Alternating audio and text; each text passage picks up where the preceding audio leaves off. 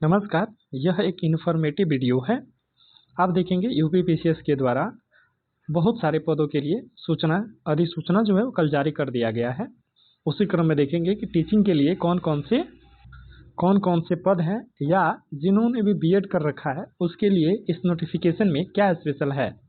तो उससे पहले थोड़ा सा ऊपर देखते चलेंगे कि ये जो ऑनलाइन प्रारंभ होगा वो 25 जून से शुरू होगा। उसके बाद से अंतिम तिथि क्या है, 27 जुलाई 2026 तक आप अप्लाई कर सकते हैं। जो फी वगैरह है उसको जमा करने का अंतिम तिथि जो है वो 3 अगस्त तक है। तो ये रहा कल का जो यूपीपीसीएस का नोटिफिकेशन निकला, उसका ओवरऑल जो कि आपके सामने है। आप पूरा का पूरा नोटिफिकेशन पढ़िएगा तो उसमें अजीब टाइप का छोटा छोटा करके दिया है, इसीलिए मैं उसमें से वही चीज़ काट करके लेके आया हूँ जो अपने काम की चीज़ें हैं, जिससे कि आपको आपके समस्या का समाधान भी मिल जाएगा और जो मेरा उद्देश्य है वीडियो के माध्यम से आपको सूचना देना वो भी हो जाएगा। अब हम नीचे आते हैं और नीचे आने के बाद देखते हैं। तो सबसे पहले देखेंगे कि इसका फ़ी क्या है। तो इसका जो फ़ी है ना वो 125 रुपया लगता है। 100 रुपया जो फ़ी है ऑनलाइन का है और जो 25 रुपया है वो ऑनलाइन की प्रक्रिया का है। हैंडलिंग चार्ज है और टोटल कितने 125 रुपीज़ लगते हैं यूपीपीसीएस के कोई भी फॉर्म को अप्लाई करने के लिए। उसके बाद से नीचे आते हैं। नीचे आने के बाद से ये जो पद है ना, इसी पद के लिए मैंने ये वीडियो बनाया। इसमें पहला पद क्या है, प्रधानाचार्य राजकीय इंटरमीडिएट कॉलेज। ठीक है, इस कैटेगरी में जो भी बालक बालिका के लिए इंटरमीडिएट कॉलेज चलते हैं ना, जीआईसी गवर्नमेंट कॉलेज करके जो है वो मतलब जो उत्तर प्रदेश में चलते हैं, तो उसमें देखेंगे उसके लिए योग्यता क्या क्या होना चाहिए। तो सबसे पहले किसी विश्वविद्यालय संस्था से स्नातकोत्तर यानी कि आपका पीजी होना चाहिए और साथ ही साथ आपका बीएड होना चाहिए।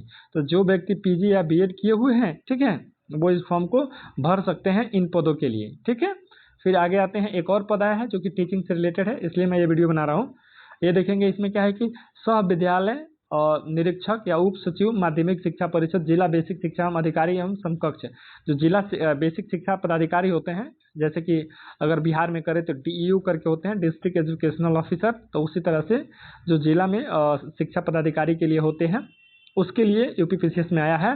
तो इसमें भी क्या होना चाहिए, ऊपर आप देख सकते हैं, भारत में स्थापित किसी विश्वविद्यालय या मानित विश्वविद्यालय से स्नातकोत्तर, इसमें भी पीजी होना चाहिए और इसमें भी क्या होना चाहिए, बीएड होना चाहिए। ठीक है, यानी कि बीएड के लिए दो पद। ठीक है, उसके बाद से आप देखेंगे दूसरा क्या, अन्य बातों के समान होने पर ऐसे अभ्यर्थी को सीधी भर्ती के मामले में अधियान दिया जाएगा जिसने सेना में काम किया हो या जिसने एनसीसी किया हो। ठीक है, तो अगर जो एनसीसी वाले नहीं होंगे वो ऊपर वाले ही दो कंडीशंस को फुलफिल करते हुए चलेंगे।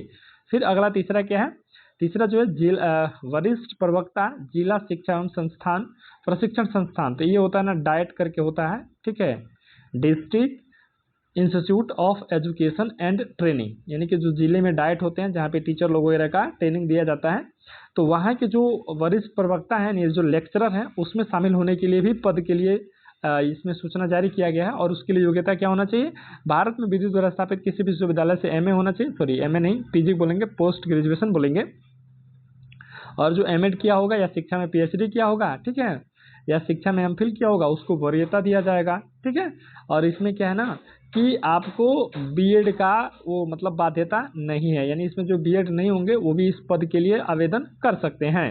अब हम आगे आते हैं कुछ और इम्पोर्टेंट जानकारी के लिए। तो जैसे नीचे आते हैं, हाँ नीचे देखेंगे और नीचे में जैसे हम देखते हैं थोड़ा सा और नीचे आते हैं, ये देखेंगे कि इसका आखिर जो एग्ज़ाम होगा ना वो एग्ज़ाम का प्रोसेस क्या रहेगा या उसका कितने कितने मार्क्स के क्या होंगे। तो इसमें सेम जैसे यूपीपीसीएस का होता है ना, एक होता है पीटी, एक होता है मेंस, ठीक है, और एक इंटरव्यू, ये तीनों के आधार पर ही होगा अंतिम सिलेक्शन। अब इसमें देखेंगे, यहाँ देख रहे हैं कि पीटी है, यहाँ देख रहे हैं मेन्स है और यहाँ क्या है, व्यक्तित्व परीक्षा यानी कि इंटरव्यू है। अब यहाँ से प्रारंभिक परीक्षा देख लेंगे। प्रारंभिक परीक्षा में 2 पेपर होंगे। ठीक है, एक होगा जिसमें 150 और एक में 100 प्रश्न रहेंगे और प्रत्येक प्रश्न जो रहेगा ना वो 2 मार्क्स का रहेगा। ठीक है, और एक चीज़ है ना कि इसमें क्या है कि 1/3 मार्क्स निगेटिव भी है। ठीक है, 1/3 निगेटिव मार्क्स भी है, ये भी आपको याद रखिएगा। और जो दोनों प्रश्न होंगे ये आपके 2-2 घंटे के होंगे। ठीक है, और पेपर 2 जो होगा वो हिंदी का होगा और पेपर 2 में आपको क्वालिफाइंग होना होगा। ठीक है, जैसे यहाँ देखेंगे प्रारंभिक परीक्षा का द्वितीय प्रश्न पत्र जो है ना अहर्कारी होगा, यानी कि जरूरी होगा, जिसमें न्यूनतम 30% अंक यदि आप प्राप्त करिएगा, क्वालिफाई करिएगा, तब जाकर के आपका दूसरा पेपर चेक होगा। ठीक है, अन्यथा नहीं होगा। यूपीएससी में भी इसी तरह का होता है। ठीक है, फिर नीचे आते हैं और नीचे आप देखेंगे जो मेंस होगा, मेंस का क्या सिलेबस है, तो मुख्य परीक्षा में निम्नलिखित अनिवार्य प्रश्न पत्र होंगे जिसका पाठ्यक्रम विज्ञापन के परिशिष्ट 4 में उल्लिखित है। डीपीली में था तो उतना आप जो तैयारी करते होंगे तो वो समझेंगे कितना डीपीली में है। बस यहाँ पे मैं इसका एक संक्षिप्त परिचय आपके सामने रख रहा हूँ। तो इसमें आप देखेंगे सामान्य हिंदी है 150 अंक का, निबंध है 150 अंक का, सामान्य अध्ययन 1 2 3 4 5 6 और ये सब 2-2 अंक के हैं, 200 अंक के हैं, ठीक है। उसके बाद से देखेंगे सभी प्रश्न पत्र परंपरागत टाइप के होंगे, ठीक है, इसको लिखना पड़ेगा ये, ठीक है। और फिर अगला आते हैं, अगला क्या है, यहाँ से देखेंगे व्यक्तित्व परीक्षा या जो साक्षात्कार कहते हैं जैसे इंटरव्यू, वो 100 मार्क्स का होगा, ठीक है। तो ओवरऑल जो आपका मेरिट बनना है, तो जो मेंस है और इंटरव्यू इन दोनों को मिला करके बनेगा, ठीक है।